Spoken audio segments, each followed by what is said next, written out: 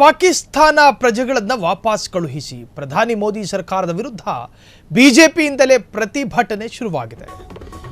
ಕಲಬುರಗಿ ನಗರದಲ್ಲಿ ಬಿಜೆಪಿಗರ ಪ್ರತಿಭಟನೆ. ಪಾಕಿಸ್ತಾನ ಪ್ರಜೆಗಳನ್ನು ವಾಪಸ್ ಕಳುಹಿಸಿಕೊಡಿ, ಪ್ರಧಾನಿ ಮೋದಿ ಸರ್ಕಾರದ ವಿರುದ್ಧ ಬಿಜೆಪಿಯಿಂದಲೇ ಪ್ರತಿಭಟನೆ. ಸ್ವಪಕ್ಷದ ವಿರುದ್ಧ ಸ್ವಪಕ್ಷದ ಕಾರ್ಯಕರ್ತರಿಂದ ಭಾರಿ ಪ್ರತಿಭಟನೆ. ಇದು ಕಲಬುರಗಿ ನಗರದಲ್ಲಿ ಎಸ್ವಿಪಿ ವೃತ್ತದಿಂದ ಡಿಸಿ ಕಚೇರಿಯವರೆಗೂ ಕೂಡ ಪ್ರತಿಭಟನಾ ರ್ಯಾಲಿ. ಹೊಸ ಗೈಡ್ಲೈನ್ ಪ್ರಕಾರ ಇಲ್ಲೇ ಇರಲು ಅವಕಾಶ ಇದೆ. ಆ ಅವಕಾಶವನ್ನು ಕೊಡೋದಕ್ಕೆ ಹೋಗಬೇಡಿ. ಪಾಕಿಸ್ತಾನ ಪ್ರಜೆಗಳನ್ನು ಇಲ್ಲೇ ಉಳಿಸಿಕೊಳ್ಳಲು ವಿರೋಧ. ಭಾರತದ ಗಡಿ ಭಾಗದಲ್ಲಿ ದೀರ್ಘಾವಧಿ ವೀಸಾದಡಿ ಭಾರತಕ್ಕೆ ಬಂದಿರುವವರಿಗೆ ಬಿಗ್ ರಿಲೀಫ್ ಇದು. ಈ ವೀಸಾದ ಅಡಿ ಬಂದಿರುವವರು ತಕ್ಷಣವೇ ಭಾರತ ಬಿಟ್ಟು ಹೋಗುವ ಅಗತ್ಯವಿಲ್ಲ. ಹೊಸ ಗೈಡ್ಲೈನ್ಸು ಇವರನ್ನು ಆಕ್ರೋಶಿತರನ್ನಾಗಿ ಮಾಡಿದೆ. ಈ ಪ್ರತಿಭಟನೆ ಮಾಡ್ತಾ ಇರತಕ್ಕಂತಹ ವ್ಯಕ್ತಿತ್ವಗಳೆಲ್ಲ ಈವರೆಗೂ ಪ್ರಶ್ನೆ ಮಾಡಿಲ್ಲ, ಪಹಲ್ಗಾಮ್ನಲ್ಲಿ ಯಾಕೆ ಭದ್ರತಾ ವೈಫಲ್ಯ ಇತ್ತು, ಪ್ರವಾಸಿಗರು ಬರುವಂತಹ ಪ್ರದೇಶಗಳಲ್ಲಿ ಯಾಕೆ ಸೈನಿಕರ ನಿಯೋಜನೆ ಆಗಿಲ್ಲ. ಸೊ ಕಲಬುರಗಿಯಲ್ಲಿ ನಡೀತಾ ಇರತಕ್ಕಂತಹ ಪ್ರತಿಭಟನೆ ನೀವು ಗಮನಿಸ್ತಾ ಇದ್ದೀರಿ.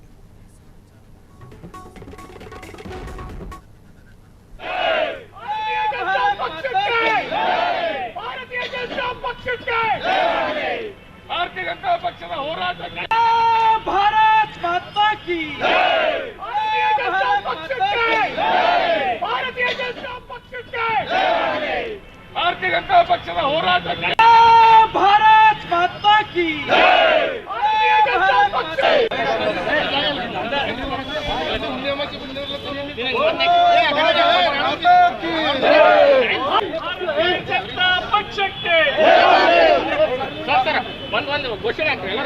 ಭಾರತೀಯ ಜನತಾ ಪಕ್ಷಕ್ಕೆ ಭಾರತೀಯ ಜನತಾ ಪಕ್ಷಕ್ಕೆ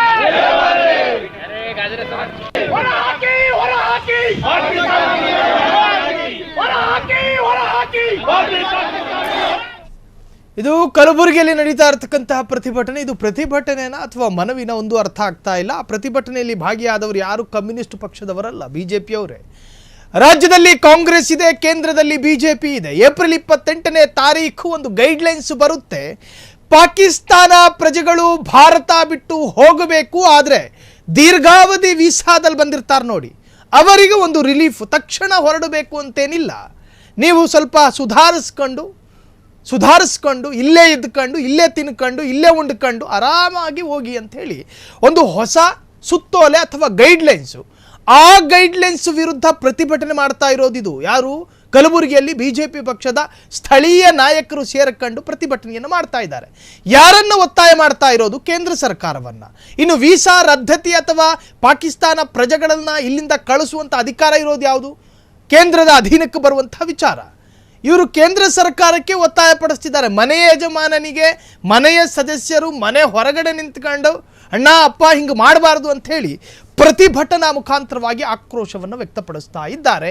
ಈ ಪ್ರತಿಭಟನೆಯ ಕೂಗು ಕಲಬುರಗಿಯಿಂದ ನೇರವಾಗಿ ದೆಹಲಿಗೆ ಹೋಗುತ್ತಾ, ತಲುಪುತ್ತಾ, ಮೋದಿಯ ಕರ್ಣಬುಡಗಳಿಗೆ ಸೇರುತ್ತಾ ಅನ್ನೋದೇ ಈಗ ಚರ್ಚೆ ಆಗ್ತಾ ಇರತಕ್ಕಂತಹ ವಿಚಾರ. ಪಹಲ್ಗಾಮ್ ದಾಳಿ ನರಮೇಧದ ಬೆನ್ನಲ್ಲೇ ಭಾರತದ ಕೆಲ ನಿರ್ಧಾರಗಳು ಸ್ವಾಗತಾರ್ಹವಾಗಿತ್ತು. ಇನ್ನೂ ಕೆಲ ನಿರ್ಧಾರ ಬಿಜೆಪಿಗರನ್ನೇ ಅವರ ನೆತ್ತಿ ಬಿಸಿ ಮಾಡಿದೆ.